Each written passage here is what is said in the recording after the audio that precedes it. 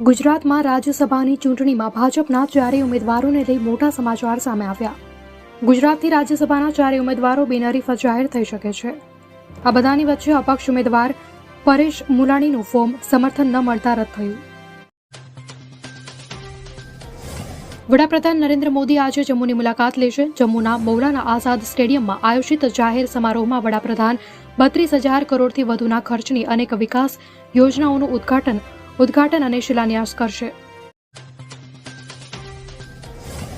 વિસનગરના તરફ ખાતે ગુજરાતના બીજા નંબરના ભવ્ય શિવધામનો પ્રાણ પ્રતિષ્ઠા મહોત્સવ યોજાઈ રહ્યો છે. વાળીનાથ ધામના 14મા ગાદીપતિ મહંત જયરામગીરી બાપુએ જણાવ્યું હતું કે બ્રહ્મલીન બળદેવગીરી બાપુનું તરફ વાળીનાથ ધામ ખાતે ભવ્ય શિવધામ બનાવવાનું સ્વપ્ન સાકાર થઈ રહ્યું છે.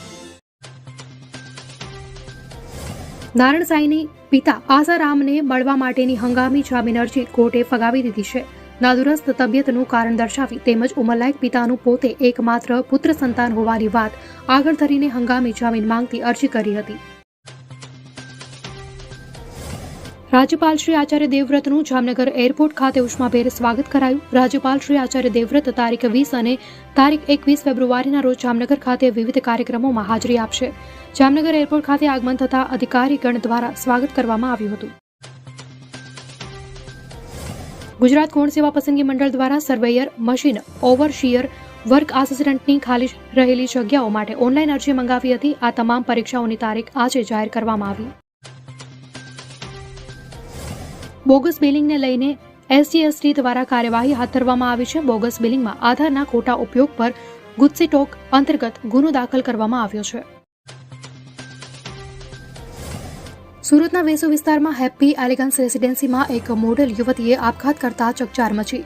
મોડેલે ગળે ફાંસો ખાઈને આપઘાત કર્યો હતો. પ્રાથમિક માહિતી મુજબ પ્રેમ પ્રકરણમાં આ પગલું ભર્યા હોવાનું જાણવા મળ્યું. 6 વારના લોકસભા સાંસદ સોનિયા ગાંધી હવે રાજ્યસભા સાંસદ બન્યા છે. મંગળવારે રાજસ્થાનમાંથી સોનિયા ગાંધી બિનહરીફ ચૂંટાઈ આવ્યા હતા. રાજ્યસભા સાંસદ તરીકે સોનિયાને આ પહેલો કાર્યકાળ છે. આ પહેલા તેઓ 6 વાર સાંસદ રહી ચૂક્યા છે. આપ ઉમેદવાર કુલદીપ કુમાર ચંદીગઢના મેયર જાહેર. સુપ્રીમ કોર્ટનો મોટો ચુકાદો.